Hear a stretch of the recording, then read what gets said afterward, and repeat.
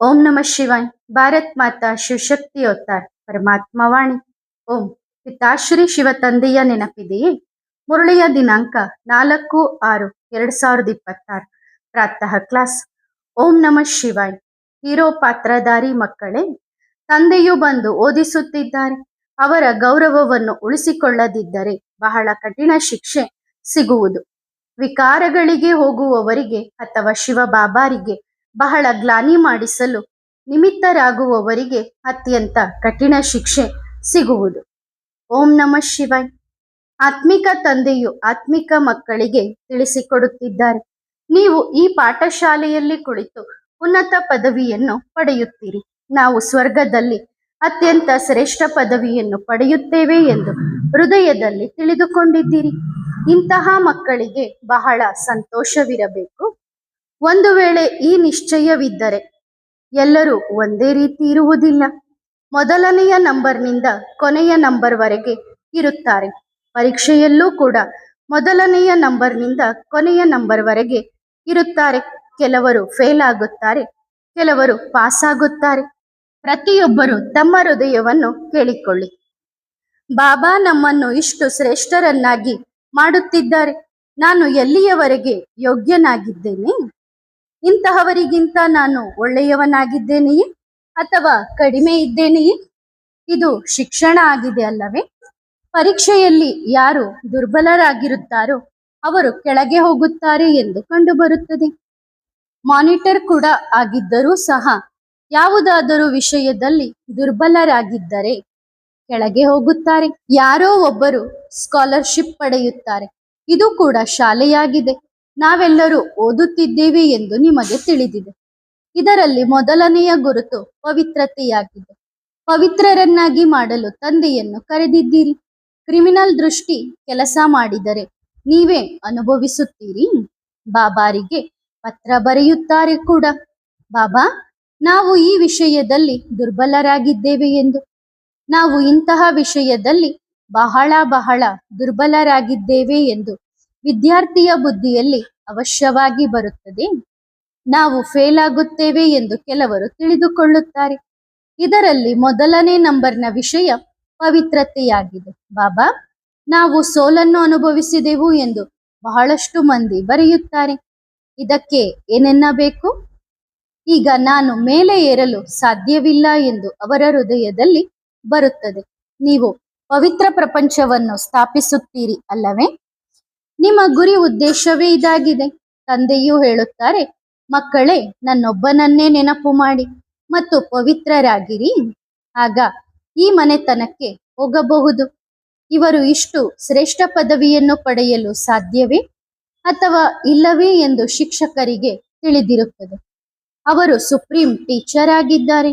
ಈ ದಾದಾ ಕೂಡ ಶಾಲೆಯಲ್ಲಿ ಓದಿದ್ದಾರೆ ಅಲ್ಲವೇ? ಕೆಲವು ಹುಡುಗರು ಎಂತಹ ಕೆಟ್ಟ ಕೆಲಸ ಮಾಡುತ್ತಾರೆ ಎಂದರೆ ಕೊನೆಗೆ ಮಾಸ್ಟರ್ ಅವರಿಗೆ ಶಿಕ್ಷೆ ನೀಡಬೇಕಾಗುತ್ತದೆ. ಮೊದಲು ಬಹಳ ಜೋರಾಗಿ ಶಿಕ್ಷೆ ನೀಡುತ್ತಿದ್ದರು. ಈಗ ಶಿಕ್ಷೆ ಇತ್ಯಾದಿಗಳನ್ನು ಕಡಿಮೆ ಮಾಡಲಾಗಿದೆ. ಆದ್ದರಿಂದ ವಿದ್ಯಾರ್ಥಿಗಳು ಇನ್ನೂ ಹೆಚ್ಚು ಹಾಳಾಗುತ್ತಿದ್ದಾರೆ. ಇತ್ತೀಚಿನ ದಿನಗಳಲ್ಲಿ ವಿದ್ಯಾರ್ಥಿಗಳು ಸರ್ಕಾರದೊಂದಿಗೆ ಎಷ್ಟು ಗದ್ದಲ ಮಾಡುತ್ತಾರೆ. ಸರ್ಕಾರವು ವಿದ್ಯಾರ್ಥಿಗಳನ್ನು ನ್ಯೂ ಬ್ಲಡ್ ಎಂದು ಕರೆಯುತ್ತದೆ. ಅವರು ಏನು ಮಾಡುತ್ತಾರೆ ನೋಡಿ? ಬೆಂಕಿ ಹಚ್ಚುತ್ತಾರೆ, ತಮ್ಮ ಯೌವನವನ್ನು ತೋರಿಸುತ್ತಾರೆ. ಇದು ಅಸುರಿ ರಾಜ್ಯವಾಗಿದೆ. ಯುವಕರು ಬಹಳ ಕೆಟ್ಟವರಾಗಿರುತ್ತಾರೆ. ಯುವಕರಲ್ಲಿಯೇ ಶೈತಾನನ ಬೆಂಕಿ ಹತ್ತಿಕೊಂಡಿರುತ್ತದೆ. ಅವರ ಕಣ್ಣುಗಳು ಬಹಳ ಕ್ರಿಮಿನಲ್ ಆಗಿರುತ್ತವೆ. ನೋಡಲು ಬಹಳ ಚೆನ್ನಾಗಿ ಕಾಣಿಸುತ್ತಾರೆ. ಈಶ್ವರನ ಅಂತ್ಯವನ್ನು ಕಾಣಲು ಸಾಧ್ಯವಿಲ್ಲ ಎಂದು ಹೇಳಲಾಗುತ್ತದೆಯಲ್ಲವೇ? ಹಾಗೆಯೇ ಇದರಲ್ಲೂ ಅಂತ್ಯವನ್ನು ಕಾಣಲು ಸಾಧ್ಯವಿಲ್ಲ. ಇವರು ಎಂತಹ ಮನುಷ್ಯರು? ಹೌದು, ಜ್ಞಾನದ ಬುದ್ಧಿಯಿಂದ ಇವರು ಹೇಗೆ ಓದುತ್ತಾರೆ, ಇವರ ಚಟುವಟಿಕೆ ಹೇಗಿದೆ ಎಂದು ತಿಳಿಯುತ್ತದೆ. ಕೆಲವರು ಮಾತನಾಡಿದರೆ ಬಾಯಿಂದ ಹೂಗಳು ಉದುರಿದಂತೆ ಇರುತ್ತದೆ. ಕೆಲವರು ಮಾತನಾಡಿದರೆ ಕಲ್ಲುಗಳು ಉದುರಿದಂತೆ ಇರುತ್ತದೆ. ನೋಡಲು ಬಹಳ ಚೆನ್ನಾಗಿರುತ್ತಾರೆ. ಪಾಯಿಂಟ್ಸ್ ಇತ್ಯಾದಿಗಳನ್ನು ಬರೆಯುತ್ತಾರೆ. ಆದರೆ ಕಲ್ಲು ಬುದ್ಧಿಯವರಾಗಿರುತ್ತಾರೆ. ಹೊರಗಿನ ಆಡಂಬರ ಇದೆ. ಮಾಯೆಯು ಬಹಳ ಕೆಟ್ಟದಾಗಿದೆ. ಆದ್ದರಿಂದಲೇ ಆಶ್ಚರ್ಯವತ್ ಸುನಂತಿ ಕೊನೆಗೆ ಭಾಗಂತಿ. ಅಂದ್ರೆ ಆಶ್ಚರ್ಯ ಏನಂದ್ರೆ ಬಾಬನ್ ಮಕ್ಕಳಾಗಿರ್ತಾರೆ, ಬಾಬನ್ ಜ್ಞಾನ ಕೇಳುತ್ತಾ ಅನ್ಯರಿಗೆ ಹೇಳುತ್ತಾ ಕೊನೆಗೆ ಬಾಬನ್ ಕೈ ಬಿಟ್ಟು ಹೋಗ್ಬಿಡ್ತಾರೆ. ತಮ್ಮನ್ನು ಶಿವ ಬಾಬಾರವರ ಮಕ್ಕಳೆಂದು ಕರೆದುಕೊಳ್ಳುತ್ತಾರೆ, ಇತರರಿಗೆ ತಿಳಿಸುತ್ತಾರೆ, ಕೊನೆಗೆ ಬಾಬನ ಕೈ ಬಿಟ್ಟು ಹೋಗುತ್ತಾರೆ. ಅಂದರೆ ದ್ರೋಹಿಗಳಾಗುತ್ತಾರೆ ಎಂದು ಗಾಯನವಿದೆ. ಜಾಣರು ಬುದ್ಧಿವಂತರು ದ್ರೋಹಿಗಳಾಗುವುದಿಲ್ಲ ಎಂದೇನಿಲ್ಲ. ಒಳ್ಳೆಯ ಜಾಣರು ಕೂಡ ದ್ರೋಹಿಗಳಾಗಿ ಬಿಡುತ್ತಾರೆ. ಆ ಸೈನ್ಯದಲ್ಲೂ ಹೀಗೆಯೇ ಆಗುತ್ತದೆ. ವಿಮಾನದ ಸಮೇತವೇ ಬೇರೆ ಪ್ರದೇಶಕ್ಕೆ ಹೊರಟು ಹೋಗುತ್ತಾರೆ. ಇಲ್ಲಿಯೂ ಹೀಗೆಯೇ ಆಗುತ್ತದೆ. ಸ್ಥಾಪನೆಯಲ್ಲಿ ಬಹಳ ಪರಿಶ್ರಮ ಬೇಕಾಗುತ್ತದೆ.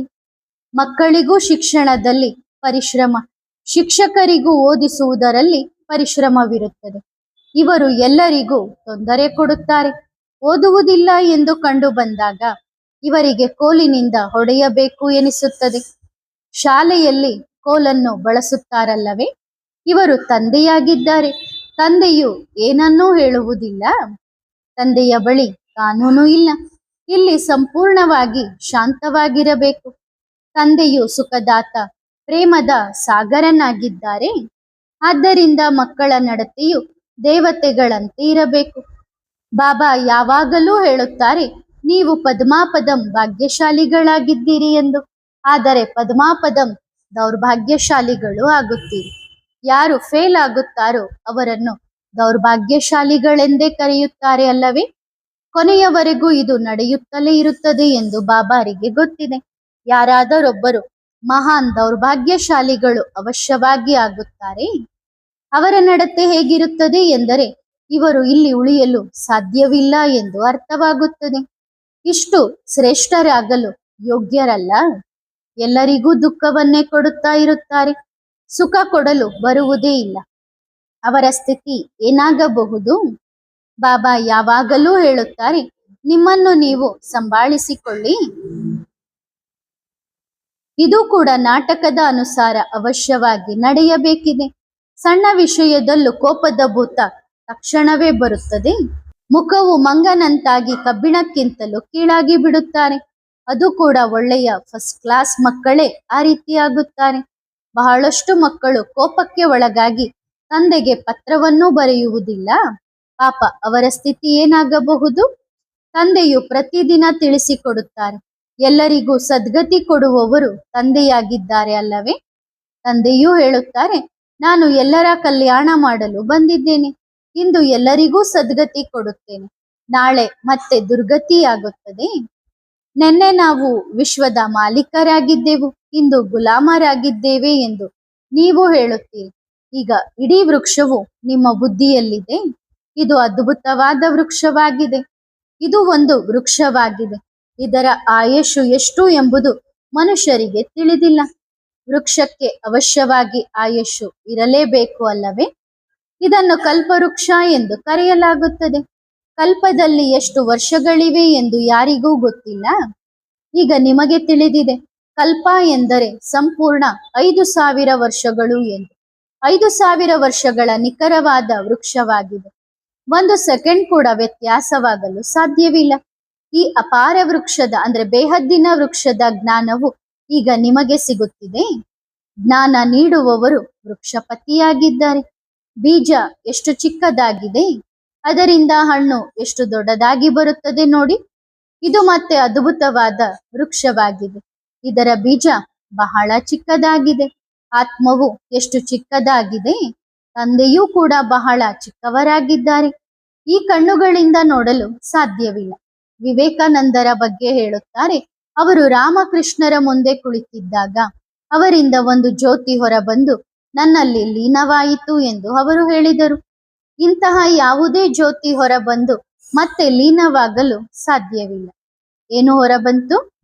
ಗುರುಗಳಿಂದ ಜ್ಯೋತಿ ಹೊರಬಂದು ನನ್ನಲ್ಲಿ ಲೀನವಾಯಿತು. ಆತ್ಮವು ಹೊರಬಂದರೆ ದೇಹವು ಬಿದ್ದು ಹೋಗುತ್ತದೆ.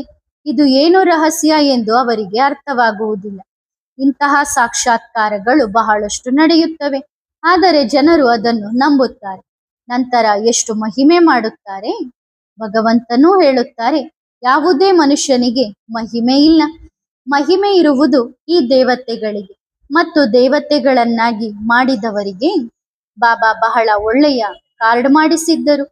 ಜಯಂತಿ ಆಚರಿಸುವುದಾದರೆ ಶಿವಬಾಬರದ್ದೇ ಆಚರಿಸಬೇಕು. ಇವರನ್ನು ಅಂದರೆ ಲಕ್ಷ್ಮೀನಾರಾಯಣರನ್ನು ಈ ರೀತಿ ಮಾಡಿದವರೂ ಕೂಡ ಶಿವಬಾಬನೇ ಅಲ್ಲವೇ? ಕೇವಲ ಒಬ್ಬರೇ. ಆ ಒಬ್ಬ ತಂದೆಯನ್ನು ನೆನಪು ಮಾಡಿರಿ. ಇದು ಬೇರೆ ಯಾರಿಗೂ ತಿಳಿದಿಲ್ಲ. ನಾನು ಅತ್ಯಂತ ಶ್ರೇಷ್ಠನಾಗುತ್ತೇನೆ, ನಂತರ ಅತ್ಯಂತ ಕೀಳಾಗಿಯೂ ಬೀಳುತ್ತೇನೆ ಎಂದು ಇವರು ಸ್ವತಃ ಹೇಳುತ್ತಾರೆ. ಅತ್ಯಂತ ಶ್ರೇಷ್ಠ ಲಕ್ಷ್ಮೀನಾರಾಯಣರೇ 84 ಜನ್ಮಗಳ ನಂತರ ಅತ್ಯಂತ ಕೀಳಾಗುತ್ತಾರೆ ಎಂದು ಯಾರಿಗೂ ತಿಳಿದಿಲ್ಲ. ತತತ್ವಂ. ನೀವು ಕೂಡ ವಿಶ್ವದ ಮಾಲೀಕರಾಗಿದ್ದೀರಿ. ಈಗ ಏನಾಗಿದ್ದೀರಿ? ಸತ್ಯಯುಗದಲ್ಲಿ ಯಾರಿದ್ದಾರೋ ಎಂಬುದು ನಿಮಗೆ ತಿಳಿದಿದೆ. ನೀವೇ ಎಲ್ಲರೂ ಅಲ್ಲಿದ್ದೀರಿ. ಪುರುಷಾರ್ಥದ ಅನುಸಾರ ನಂಬರ್ ವಾರ್ ಆಗಿ ರಾಜಾರಾಣಿಯರು ಆಗಿದ್ದೀರಿ. ಸೂರ್ಯವಂಶದ ರಾಜವಂಶವೂ ಇತ್ತು, ಚಂದ್ರವಂಶದ ರಾಜವಂಶವೂ ಇತ್ತು. ಬಾಬಾ ಎಷ್ಟು ಚೆನ್ನಾಗಿ ತಿಳಿಸಿಕೊಡುತ್ತಾರೆ. ಈ ಸೃಷ್ಟಿ ಚಕ್ರದ ಸಂಪೂರ್ಣ ಜ್ಞಾನವು ನಿಮ್ಮ ಬುದ್ಧಿಯಲ್ಲಿ ಸದಾ ಸುತ್ತುತ್ತಿರಬೇಕು. ನೀವು ಚೈತನ್ಯ ಲೈಟ್ ಹೌಸ್ ಆಗಿದ್ದೀರಿ. ಸಂಪೂರ್ಣ ಶಿಕ್ಷಣ ಬುದ್ಧಿಯಲ್ಲಿರಬೇಕು. ಆದರೆ ಅಂತಹ ಸ್ಥಿತಿ ಇನ್ನೂ ಉಂಟಾಗಿಲ್ಲ. ಅದು ಆಗಬೇಕಿದೆ. ಯಾರು ಪಾಸ್ ವಿತ್ ಆನರ್ಸ್ ಆಗುತ್ತಾರೋ ಅವರ ಸ್ಥಿತಿ ಹೀಗಿರುತ್ತದೆ. ಸಂಪೂರ್ಣ ಜ್ಞಾನವು ಬುದ್ಧಿಯಲ್ಲಿರುತ್ತದೆ. ಆಗಲೇ ತಂದೆಯ ಮುದ್ದಿನ ಪ್ರೀತಿಯ ಮಕ್ಕಳೆಂದು ಕರೆಸಿಕೊಳ್ಳುತ್ತಾರೆ. ತಂದೆಯು ಇಂತಹ ಮಕ್ಕಳಿಗಾಗಿ ಸ್ವರ್ಗದ ರಾಜ್ಯವನ್ನೇ ಅರ್ಪಿಸುತ್ತಾರೆ. ನಾನು ರಾಜ್ಯವಾಳುವುದಿಲ್ಲ, ನಿಮಗೆ ಕೊಡುತ್ತೇನೆ ಎಂದು ತಂದೆ ಹೇಳುತ್ತಾರೆ. ಇದನ್ನು ನಿಷ್ಕಾಮ ಸೇವೆ ಎಂದು ಕರೆಯಲಾಗುತ್ತದೆ. ಬಾಬಾ ನಮ್ಮನ್ನು ತಲೆಯ ಮೇಲೆ ಕೂರಿಸಿಕೊಳ್ಳುತ್ತಾರೆ ಎಂದು ಮಕ್ಕಳಿಗೆ ತಿಳಿದಿದೆ. ಅಂತಹ ತಂದೆಯನ್ನು ಎಷ್ಟು ನೆನಪು ಮಾಡಬೇಕು? ಸಂಗಮ ಯುಗದಲ್ಲಿಯೇ ಬಂದು ತಂದೆಯು ಎಲ್ಲರಿಗೂ ಸದ್ಗತಿಯನ್ನು ಕೊಡುತ್ತಾರೆ ಎಂಬುದು ಕೂಡ ನಾಟಕದಲ್ಲಿ ನಿರ್ಧಾರವಾಗಿದೆ. ಪುರುಷಾರ್ಥದ ಅನುಸಾರ ನಂಬರ್ ವಾರ್ ಆಗಿ ನಂಬರ್ 1 ಹೈಯೆಸ್ಟ್ ಸಂಪೂರ್ಣ ಪವಿತ್ರ, ಕೊನೆಯ ನಂಬರ್ ಸಂಪೂರ್ಣ ಅಪವಿತ್ರ. ತಂದೆಯು ಎಲ್ಲರಿಗೂ ನೆನಪು ಪ್ರೀತಿಯನ್ನು ಕೊಡುತ್ತಾರೆ. ತಂದೆಯು ಎಷ್ಟು ಚೆನ್ನಾಗಿ ತಿಳಿಸಿಕೊಡುತ್ತಾರೆ ಅಂದರೆ ಯಾವುದೇ ಮಿಥ್ಯ ಅಹಂಕಾರ ಬರಬಾರದು. ಆದರೆ ಮಾಯೆಯು ಎಷ್ಟು ಪ್ರಬಲವಾಗಿದೆ ಎಂದರೆ ಒಳ್ಳೊಳ್ಳೆಯ ಮಹಾರಥಿಗಳ ಬುದ್ಧಿಯನ್ನು ಸಹ ಹಾಳು ಮಾಡಿಬಿಡುತ್ತದೆ. ಆದ್ದರಿಂದ ತಂದೆಯೂ ಹೇಳುತ್ತಾರೆ, ಎಚ್ಚರಿಕೆಯಿಂದಿರಿ, ರಥದ ಗೌರವವನ್ನು ಇಟ್ಟುಕೊಳ್ಳಿ. ಇವರ ಮೂಲಕವೇ ತಂದೆಯು ನಿಮಗೆ ತಿಳಿಸುತ್ತಿದ್ದಾರೆ ಅಲ್ಲವೇ? ಇವರು ಎಂದಿಗೂ ನಿಂದನೆಯನ್ನು ಕೇಳಿರಲಿಲ್ಲ. ಎಲ್ಲರೂ ಇವರನ್ನು ಪ್ರೀತಿಸುತ್ತಿದ್ದರು. ಈಗ ನೋಡಿ ಎಷ್ಟು ನಿಂದನೆಗಳನ್ನು ಕೇಳುತ್ತಿದ್ದಾರೆ. ಮಕ್ಕಳ ನಡತೆಯಿಂದಾಗಿ ಬಾಬಾ ಮತ್ತು ಬ್ರಹ್ಮ ಬಾಬರಿಗೂ ಕೂಡ ನಿಂದನೆ ಉಂಟಾಗುತ್ತದೆ. ದ್ರೋಹಿಗಳಾಗಿ ಓಡಿ ಹೋಗುತ್ತಾರೆ. ಆಗ ಅವರ ಗತಿ ಏನಾಗಬಹುದು? ಫೇಲ್ ಆಗುತ್ತಾರೆ ಅಲ್ಲವೇ? ಮಾಯೆಯು ಅಂತಹದ್ದಾಗಿದೆ. ಆದ್ದರಿಂದ ಬಹಳ ಎಚ್ಚರಿಕೆಯಿಂದ ಇರಿ ಎಂದು ತಂದೆಯು ತಿಳಿಸುತ್ತಾರೆ. ಮಾಯೆಯು ಯಾರನ್ನೂ ಬಿಡುವುದಿಲ್ಲ. ಎಲ್ಲಾ ರೀತಿಯ ಬೆಂಕಿಯನ್ನು ಹಚ್ಚುತ್ತದೆ. ಕಾಮಚಿತೆಯ ಮೇಲೆ ಕುಳಿತು ನನ್ನ ಎಲ್ಲಾ ಮಕ್ಕಳು ಕಪ್ಪಗಾಗಿದ್ದಾರೆ ಎಂದು ತಂದೆಯು ಹೇಳುತ್ತಾರೆ. ಈಗ ತಂದೆಯೂ ಹೇಳುತ್ತಾರೆ, ನನ್ನನ್ನು ನೆನಪು ಮಾಡಿರಿ, ಆಗ ನೀವು ಸುಂದರರಾಗುತ್ತೀರಿ. ಕಾಮದ ಚಿತೆಯ ಮೇಲೆ ಕುಳಿತು ಎಲ್ಲರೂ ಸಂಪೂರ್ಣವಾಗಿ ಕಪ್ಪು ಕಲ್ಲಿದ್ದಲಿನಂತಾಗಿದ್ದಾರೆ. ದಿನದಲ್ಲಿ 2-4 ಬಾರಿ ಕಾಮದ ಚಿತೆಯ ಮೇಲೆ ಕುಳಿತುಕೊಳ್ಳುವಂತ ಮನುಷ್ಯರು ಇದ್ದಾರೆ. ವೈಶ್ಯರು ದಿನವಿಡೀ ಇದೇ ಕೆಲಸವನ್ನು ಮಾಡುತ್ತಾರೆ. ಅವರು ಅವಶ್ಯವಾಗಿ ಭ್ರಷ್ಟರಾಗಿರುತ್ತಾರಲ್ಲವೇ? ಸಂಪೂರ್ಣವಾಗಿ ಕಪ್ಪು ಕಲ್ಲಿದ್ದಲಿನಂತಾಗಿ ಸುಟ್ಟು ಸಾಯುತ್ತಾರೆ. ಎಲ್ಲರೂ ಒಂದೇ ರೀತಿ ಇರುವುದಿಲ್ಲ. ಎಲ್ಲರ ಪಾತ್ರವು ಒಂದೇ ರೀತಿ ಇರುವುದಿಲ್ಲ. ಪ್ರತಿಯೊಬ್ಬರದ್ದು ತಮ್ಮದೇ ಆದ ಪಾತ್ರವಿದೆ. ಇದರ ಹೆಸರೇ ವೈಶಾಲಯವಾಗಿದೆ. ಎಷ್ಟು ಬಾರಿ ಕಾಮದ ಚಿತೆಯ ಮೇಲೆ ಕುಳಿತಿದ್ದೀರಿ? ರಾವಣನು ಎಷ್ಟು ಪ್ರಬಲನಾಗಿದ್ದಾನೆ. ಬುದ್ಧಿಯನ್ನೇ ಪತಿತವನ್ನಾಗಿ ಮಾಡುತ್ತಾನೆ. ಇಲ್ಲಿ ಬಂದು ತಂದೆಯಿಂದ ಶಿಕ್ಷಣ ಪಡೆಯುವವರು ಕೂಡ ಅಂತವರಾಗಿ ಕೆಳಗೆ ಬೀಳುತ್ತಾರೆ. ಮಾಯೆಯು ಗಟಾರಕ್ಕೆ ತಳ್ಳಿಬಿಡುತ್ತದೆ. ಇದು ರೌರವ ನರಕವಾಗಿದೆ. ಹಗಲು ರಾತ್ರಿ ಇದೇ ಕೆಲಸವನ್ನು ಮಾಡುತ್ತಾರೆ. ವೈಶಾಲಯವನ್ನು ತೆಗೆದುಹಾಕುವ ಶಕ್ತಿ ಯಾರಿಗೂ ಇಲ್ಲ. ಅಧಿಕಾರಿಗಳೇ ಅಂತಹ ಕಪ್ಪು ಕಲ್ಲಿದ್ದಲಿನಂತಿದ್ದಾರೆ.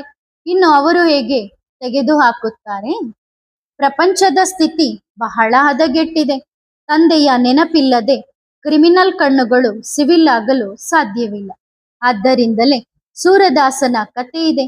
ಇದು ಕೇಳಿರುವ ವಿಷಯವಾಗಿದೆ. ಉದಾಹರಣೆಯೂ ಕೊಡುತ್ತಾರೆ. ಅವನು ಎಷ್ಟು ಕಾಮುಕನಾಗಿದ್ದಾನೆಂದರೆ ಹಾವನ್ನು ಹಗ್ಗವೆಂದು ತಿಳಿದು ಮೇಲೆ ಹತ್ತಿದನು. ಈಗ ಹಾವನ್ನು ಹೇಗೆ ಮುಟ್ಟಲು ಸಾಧ್ಯ? ಹಾವಿನ ಮೇಲೆ ಹತ್ತಿದನು ಎಂದು ಒಂದು ಉದಾಹರಣೆಯಾಗಿದೆ. ನಂತರ ಆ ವೇಶ್ಯೆಯು ಚೀಮಾರಿ ಹಾಕಿದಳು. ಇದೇನು ನಿನಗೆ ತಿಳಿಯುವುದಿಲ್ಲವೇ?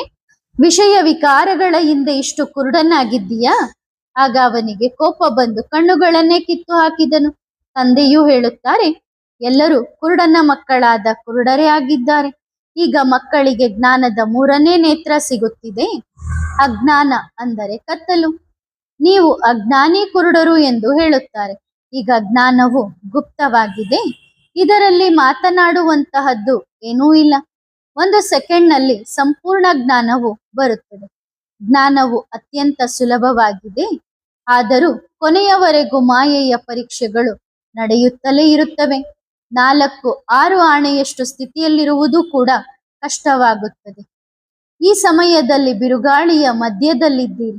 ಪಕ್ಕ ಆದ ನಂತರ ಇಷ್ಟು ಬಿರುಗಾಳಿಗಳು ಬರುವುದಿಲ್ಲ, ಕೆಳಗೆ ಬೀಳುವುದಿಲ್ಲ. ನಂತರ ನೋಡಿ ನಿಮ್ಮ ವೃಕ್ಷವು ಹೇಗೆ ಬೆಳೆಯುತ್ತದೆ ಎಂದು. ಪ್ರಸಿದ್ಧಿ ಅವಶ್ಯವಾಗಿ ಆಗಲೇಬೇಕು.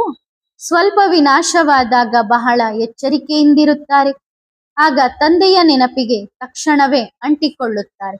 ಸಮಯ ಬಹಳ ಕಡಿಮೆ ಇದೆ ಎಂದು ಅರ್ಥ ಮಾಡಿಕೊಳ್ಳುತ್ತಾರೆ. ತಂದೆಯು ಬಹಳ ಚೆನ್ನಾಗಿ ತಿಳಿಸಿಕೊಡುತ್ತಾರೆ. ಪರಸ್ಪರ ಬಹಳ ಪ್ರೀತಿಯಿಂದ ನಡೆಯಿರಿ. ಕಣ್ಣುಗಳನ್ನು ತೋರಿಸಬೇಡಿ, ಅಂದರೆ ಕೋಪ ಮಾಡಿಕೊಳ್ಳಬೇಡಿ. ಕೋಪದ ಭೂತ ಬಂದ ತಕ್ಷಣ ಮುಖದ ಆಕಾರವೇ ಬದಲಾಗಿ ಬಿಡುತ್ತದೆ. ನೀವು ಇಂತಹ ಮುಖವುಳ್ಳವರಾಗಬೇಕು ಅಲ್ಲವೇ? ಅಂದರೆ ಸದಾ ಖುಷಿಯಿಂದ ಇರುವಂತವರಾಗಬೇಕು. ಗುರಿ ಉದ್ದೇಶವು ಮುಂದಿದೆ. ವರ್ಗಾವಣೆಯಾಗುವಾಗ ಕೊನೆಯಲ್ಲಿ ಸಾಕ್ಷಾತ್ಕಾರಗಳಾಗುತ್ತವೆ. ಇಲ್ಲಿಂದ ಸತ್ಯುಗಕ್ಕೆ ಟ್ರಾನ್ಸ್ಫರ್ ಆಗ್ಬೇಕಾದ್ರೆ ಸಾಕ್ಷಾತ್ಕಾರಗಳಾಗುತ್ತವೆ. ಪ್ರಾರಂಭದಲ್ಲಿ ನಿಮಗೆ ತೋರಿಸಲಾಗಿತ್ತು ಶ್ರೀಕೃಷ್ಣನ ಸಾಕ್ಷಾತ್ಕಾರ ಹೇಗೆ ಆಗುತ್ತದೆ ಎಂದು. ಆ ಸಮಯದಲ್ಲಿ ಎಲ್ಲಾ ಸಾಧನಗಳು ನಿಮ್ಮ ಬಳಿ ಇದ್ದವು. ಹೇಗೆ ಧ್ಯಾನಕ್ಕೆ ಹೋಗುತ್ತಿದ್ದೀರಿ, ಈಗ ಅದ್ಯಾವುದೂ ಇಲ್ಲ. ಆ ಪಾತ್ರವು ಮುಗಿದು ಹೋಯಿತು. ಆ ಸಮಯದಲ್ಲಿ ಕೆಲವರು ಹೆದರುತ್ತಿದ್ದರು, ಇನ್ನು ಕೆಲವರು ಸ್ವಲ್ಪವೂ ಹೆದರುತ್ತಿರಲಿಲ್ಲ. ಓಡಿ ಹೋಗುವವರು ಓಡಿ ಹೋದರು. ನಂತರ ಇಲ್ಲಿ ಹತ್ತಿರ ಬಂದರು. ಮತ್ತೆ ಎಷ್ಟು ಮಂದಿ ಓಡಿ ಹೋದರು. ತಂದೆಯು ನಿಮ್ಮನ್ನು ಎಷ್ಟು ಸಂತೋಷದಲ್ಲಿರಿಸಿದ್ದರು. ಎಷ್ಟು ಪಾತ್ರಗಳನ್ನು ತೋರಿಸಲಾಗಿತ್ತು. ಕೊನೆಯಲ್ಲಿ ಬಹಳಷ್ಟು ಪಾತ್ರಗಳನ್ನು ನೋಡುತ್ತೀರಿ. ನೀವು ಬಹಳ ಎಚ್ಚರಿಕೆಯಿಂದಿರುತ್ತೀರಿ. ಬೆಕ್ಕಿಗೆ ಚೆಲ್ಲಾಟ, ಇಲಿಗೆ ಪ್ರಾಣ ಸಂಕಟ. ಕೊನೆಯಲ್ಲಿ ಬಹಳಷ್ಟು ದೃಶ್ಯಗಳನ್ನು ನೋಡುತ್ತಲೇ ಇರುತ್ತೀರಿ. ಆಗ ಪಶ್ಚಾತ್ತಾಪ ಪಡುತ್ತೀರಿ ಕೂಡ, ನಾವು ಏನೇನೋ ಮಾಡಿದೆವು ಎಂದು. ಅದಕ್ಕೆ ಶಿಕ್ಷೆಯೂ ಕೂಡ ಬಹಳ ಕಠಿಣವಾಗಿ ಸಿಗುತ್ತದೆ. ತಂದೆಯು ಬಂದು ಓದಿಸುತ್ತಿದ್ದಾರೆ. ಅವರ ಗೌರವವನ್ನು ಉಳಿಸಿಕೊಳ್ಳದಿದ್ದರೆ ಶಿಕ್ಷೆ ಸಿಗುವುದು. ವಿಕಾರಗಳಿಗೆ ಹೋಗುವವರಿಗೆ ಅಥವಾ ಶಿವಬಾಬಾರವರಿಗೆ ಬಹಳ ಗ್ಲಾನಿ ಮಾಡಿಸಲು ನಿಮಿತ್ತರಾಗುವವರಿಗೆ ಅತ್ಯಂತ ಕಠಿಣ ಶಿಕ್ಷೆ ಸಿಗುವುದು. ಮಾಯೆಯು ಬಹಳ ಪ್ರಬಲವಾಗಿದೆ. ಹಾಳಾದಾಗ ತಕ್ಷಣವೇ ದ್ರೋಹಿಗಳಾಗಿ ಬಿಡುತ್ತಾರೆ. ಸ್ಥಾಪನೆಯಲ್ಲಿ ಏನೇನೋ ನಡೆಯುತ್ತದೆ. ನೀವು ದೇವತೆಗಳಾಗುತ್ತಿದ್ದೀರಿ ಅಲ್ಲವೇ? ಸತ್ಯಯುಗದಲ್ಲಿ ಅಸುರರು ಇತ್ಯಾದಿ ಇರುವುದಿಲ್ಲ. ಇದು ಸಂಗಮ ಯುಗದ ಮಾತಾಗಿದೆ. ಅಸುರರು ಎಷ್ಟು ದುಃಖಿಗಳಾಗಿರುತ್ತಾರೆ. ಮಕ್ಕಳನ್ನು ಹೊಡೆಯುತ್ತಾರೆ. ಮದುವೆ ಅವಶ್ಯವಾಗಿ ಮಾಡಿಕೊಳ್ಳಬೇಕು ಎಂದು ಹೊಡೆಯುತ್ತಾರೆ. ಹೆಂಡತಿಯನ್ನು ವಿಕಾರಕ್ಕಾಗಿ ಎಷ್ಟು ಹೊಡೆಯುತ್ತಾರೆ. ಸನ್ಯಾಸಿಗಳು ಕೂಡ ಇರಲು ಸಾಧ್ಯವಿಲ್ಲ ಎಂದು ಹೇಳುತ್ತಾರೆ. ಇನ್ನು ಪವಿತ್ರರಾಗಿ ತೋರಿಸುತ್ತಿರುವ ಇವರು ಯಾರು? ಮುಂದೆ ಹೋಗಿ ಅವಶ್ಯವಾಗಿ ಅರ್ಥ ಮಾಡಿಕೊಳ್ಳುತ್ತಾರೆ. ಪವಿತ್ರತೆ ಇಲ್ಲದೆ ದೇವತೆಗಳಾಗಲು ಸಾಧ್ಯವಿಲ್ಲ. ನಮಗೆ ಇಷ್ಟು ದೊಡ್ಡ ಪ್ರಾಪ್ತಿ ಸಿಗುತ್ತಿದೆ ಎಂದು ತಿಳಿದು ನೀವು ಬಿಡುತ್ತೀರಿ. ಸನ್ಯಾಸಿಗಳಿಗೆ ಏನೂ ಸಿಕ್ಕಿಲ್ಲ. ಭಗವಂತನು ಹೇಳುತ್ತಾರೆ, ಕಾಮ ವಿಕಾರವನ್ನು ಗೆದ್ದರೆ ಜಗತ್ತನ್ನೇ ಗೆದ್ದಂತೆ. ಇಂತಹ ಲಕ್ಷ್ಮೀನಾರಾಯಣರಾಗುವಾಗ ಪವಿತ್ರ ರೇಖೆ ಆಗಬಾರದು. ನಂತರ ಮಾಯೆಯೂ ಕೂಡ ಬಹಳವಾಗಿ ಕೆಡವುತ್ತದೆ. ಉನ್ನತವಾದ ಶಿಕ್ಷಣ ಅಲ್ಲವೇ? ತಂದೆಯು ಬಂದು ಓದಿಸುತ್ತಿದ್ದಾರೆ. ಇದನ್ನು ಸರಿಯಾಗಿ ಸ್ಮರಣೆ ಮಾಡದಿದ್ದರೆ ಮಾಯೆಯು ಕಪಾಳ ಮೋಕ್ಷ ಮಾಡುತ್ತದೆ. ಮಾಯೆಯು ಬಹಳಷ್ಟು ಆಜ್ಞೆಗಳನ್ನು ಉಲ್ಲಂಘನೆ ಮಾಡಿಸುತ್ತದೆ. ನಂತರ ಅವರ ಸ್ಥಿತಿ ಏನಾಗಬಹುದು? ಮಾಯೆಯು ಎಷ್ಟು ಬೇಜವಾಬ್ದಾರಿಯನ್ನಾಗಿ ಮಾಡುತ್ತದೆ. ಅಹಂಕಾರವನ್ನು ತರುತ್ತದೆ. ಹೇಗೆ ಅಂದರೆ ಆ ಮಾತನ್ನೇ ಕೇಳಲೇಬೇಡಿ. ನಂಬರ್ ವಾರ್ ಆಗಿ ರಾಜಧಾನಿ ಸ್ಥಾಪನೆಯಾಗುತ್ತಿದೆ. ಈ ಕಾರಣದಿಂದಲೇ ಆಗುತ್ತಾರೆ. ಈಗ ಭೂತ, ವರ್ತಮಾನ, ಭವಿಷ್ಯತ್ತಿನ ಸಂಪೂರ್ಣ ಜ್ಞಾನ ಸಿಗುತ್ತಿದೆ. ಎಷ್ಟು ಚೆನ್ನಾಗಿ ಓದಬೇಕು. ಅಹಂಕಾರ ಬಂತು ಎಂದರೆ ಅವನು ಸತ್ತಂತೆ. ಮಾಯೆಯು ತಕ್ಷಣವೇ ಕವಡೆಗೂ ಕಿಮ್ಮತ್ತಿಲ್ಲದಂತೆ ಮಾಡಿಬಿಡುತ್ತದೆ. ತಂದೆಯ ಆಜ್ಞೆಗಳನ್ನು ಉಲ್ಲಂಘನೆ ಮಾಡುತ್ತಾರೆ. ಆಗ ತಂದೆಯನ್ನು ನೆನಪು ಮಾಡಲು ಸಾಧ್ಯವಾಗಲಿಲ್ಲ. ಒಳ್ಳೆಯದು. ಅತಿ ಪ್ರೀತಿಯ ಸಿಕ್ಕಿಲ್ಲದೆ ಆತ್ಮಿಕ ಮಕ್ಕಳಿಗೆ ಆತ್ಮಿಕ ಬಾಪ್ತಾದಾರವರ ನೆನಪು, ಪ್ರೀತಿ ಮತ್ತು ಗುಡ್ ಮಾರ್ನಿಂಗ್. ಆತ್ಮಿಕ ಮಕ್ಕಳಿಗೆ ಆತ್ಮಿಕ ತಂದೆಯ ನಮಸ್ತೆ. ಆತ್ಮಿಕ ಮಕ್ಕಳು ಆತ್ಮಿಕ ತಂದೆಗೆ ಮಾಡುವ ನೆನಪು, ಪ್ರೀತಿ ಮತ್ತು ನಮಸ್ತೆ ನಮಸ್ತೆ ನಮಸ್ತೆ. ಧನ್ಯವಾದ ಬಾಬಾ, ಶುಕ್ರಿಯ. ವರದಾನ: ತಿಲಕಧಾರಿ ಭವ. ಸದಾ ನಿಮ್ಮನ್ನು ಶ್ರೇಷ್ಠ ಆತ್ಮ ಎಂದು ತಿಳಿದು ಪ್ರತಿಯೊಂದು ಸಂಕಲ್ಪ ಮತ್ತು ಕರ್ಮವನ್ನು ಮಾಡುತ್ತೀರಾ. ಏಕೆಂದರೆ ನೆನಪು ಹೇಗಿರುತ್ತದೆಯೋ ಸ್ಥಿತಿಯು ತಾನಾಗಿಯೇ ಹಾಗೆಯೇ ಆಗುತ್ತದೆ. ಆದ್ದರಿಂದ ನೆನಪನ್ನು ಸದಾ ಪರೀಕ್ಷಿಸಿಕೊಳ್ಳಿ. ನಿರಂತರವಾಗಿ ವಿಶೇಷ ಆತ್ಮನ ನೆನಪು ಇರುತ್ತದೆಯೇ ಅಥವಾ ನಡೆಯುತ್ತಾ ನಡೆಯುತ್ತಾ ಸಾಧಾರಣವಾಗಿ ಬಿಡುತ್ತದೆಯೇ?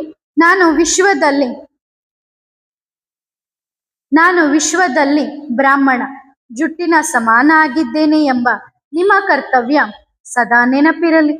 ಲೌಕಿಕ ರೀತಿಯಲ್ಲೂ ಬ್ರಾಹ್ಮಣರು ತಿಲಕವನ್ನಿಡುತ್ತಾರೆ. ಇದು ಈಗಿನ ಸಂಗಮ ಯುಗದ ಗುರುತಾಗಿದೆ. ಸದಾ ತಿಲಕವು ಸ್ಥಿರವಾಗಿರುತ್ತದೆಯೇ? ಮಾಯೆಯು ಅಳಿಸಿ ಹಾಕುವುದಿಲ್ಲ ತಾನೆ? ಸದಾ ಅಟೆನ್ಷನ್ ಇದ್ದರೆ ಸ್ಮೃತಿಯ ತಿಲಕವು ಅಳಿಸಲಾಗದ ಮತ್ತು ಅವಿನಾಶಿಯಾಗಿರುತ್ತದೆ. ಒಳ್ಳೆಯದು. ಓಂ ನಮಃ ಶಿವಾಯ.